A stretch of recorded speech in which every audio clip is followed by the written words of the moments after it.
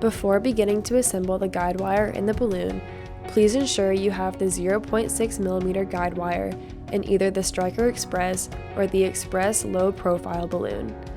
Other balloon sizes are not compatible with the 0.6mm guide wire.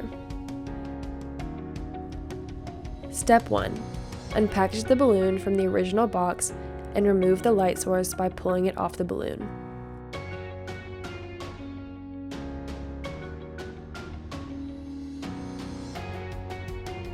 Step 2. Unpackage the guide wire from the original box and remove protective tubing. Step 3.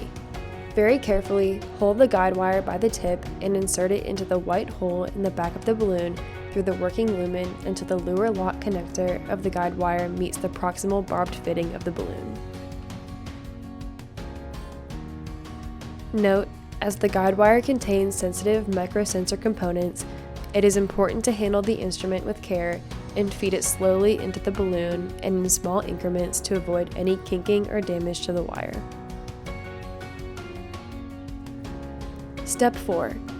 Once the wire is fully inserted into the working lumen, lock the guide wire into place by twisting the guide wire onto the lure lock connector until the tip of the guide wire is within about 0.5mm of the end of the balloon. Step 5. Plug the guide wire into the instrument port on the system or into one of the ports of the double instrument support cable. An audible beep should be heard approximately 5 seconds later, confirming the system recognizes the instrument. Confirm the accuracy of the balloon tip by touching a few points on the patient's face. Continue with the preparation of the balloon inflation device as normal. Please refer to the Striker Express ENT Dilation System IFU for further information.